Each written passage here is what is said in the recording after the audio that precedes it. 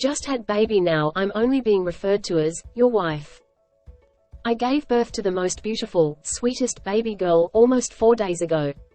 Mother-in-law and stepfather-in-law are 2,000 miles away. Dear husband was good about FaceTiming her only 2 times while at the hospital, and thank God her speaker didn't work for the few times, so I didn't have to hear her insufferable voice. I'm no contact with her after she pulled some fuck shit again during the latter part of my pregnancy, around shower time. Of course no text or acknowledgement when I gave birth, but I did go out of my way to send her pics of her son holding our baby when she was a few min old. I thought that was really sweet to do. She never responded. MIL's sister texted me some nice stuff but made sure to say, I can't wait to see my grandniece. My mum said that was passive-aggressive cause my initial blow-up with Mil was over her saying, I love my baby you're carrying, over and over. SFIL called DH last night to congratulate him and literally said, your wife, like I have a name and you've known it for years. He used to love me? Was so nice to me. Mil called me the same thing this morning when she thought I wasn't in the room. I'm imagining how insane it would sound if my parents called DH, your husband, they would never. It's so weird and rude. Mil was so over the top on the phone saying she loves this baby. She sounded like Hulk Hogan, it was so cringe. Either way, I'm the one EBF this little girl. She needs me. They can play Baby Simulator from 2,000 miles away. I'm her mum.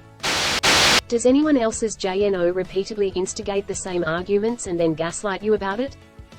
My Just No mother comes back to the same arguments repeatedly and then ACTS like I'm the weirdo for not liking it and shutting her down.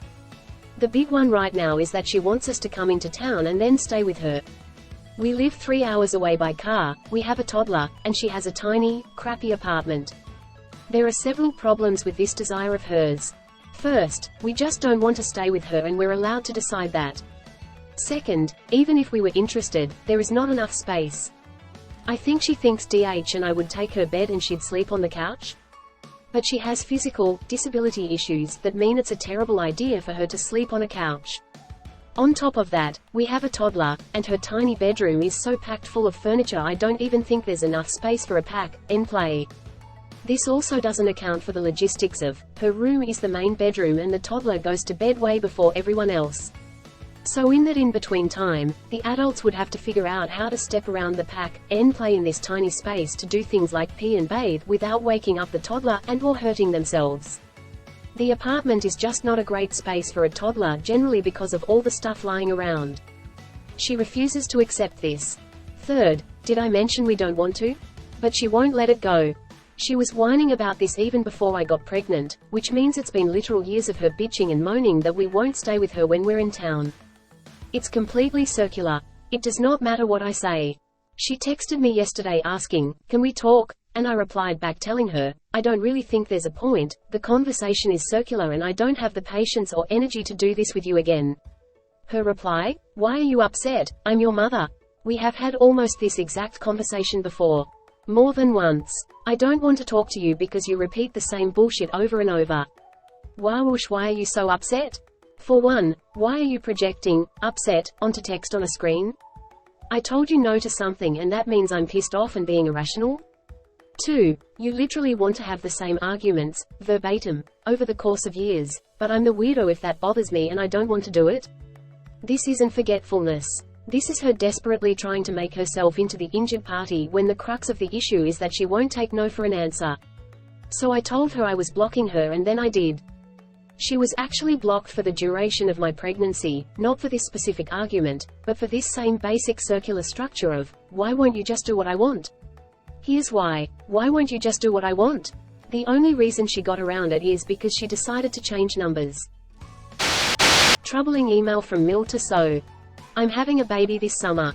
Many people already know my Mil is a huge boundary stomper and is super controlling.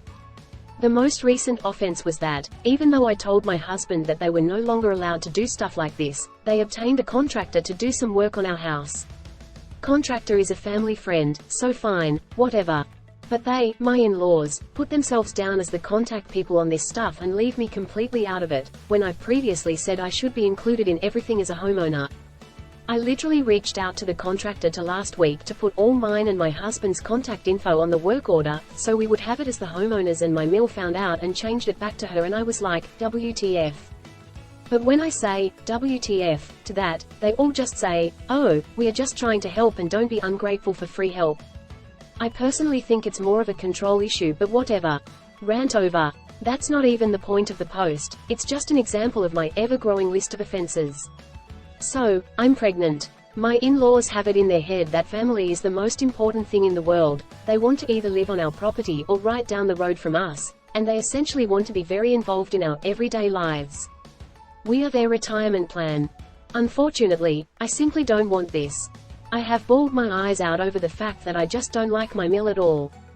I get very bad vibes from her, and I have beat myself up over it and thought, it's just me, for a long time.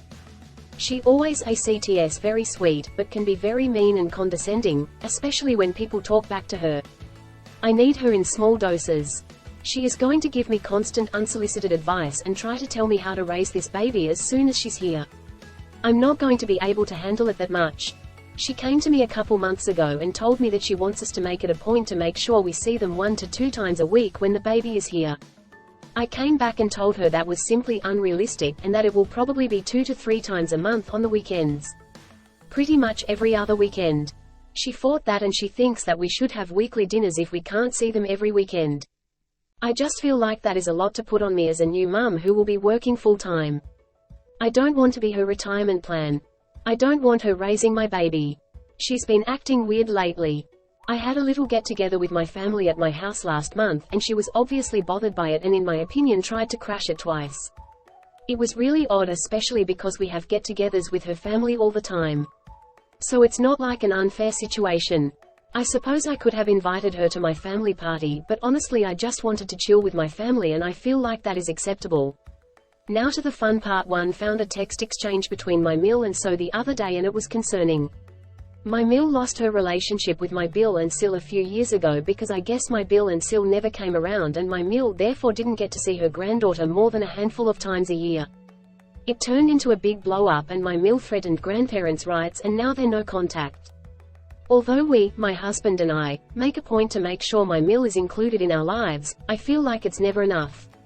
I have recently been putting a little distance between her and I, but in reality it's really not that much distance. The text started with her asking my husband how I was doing.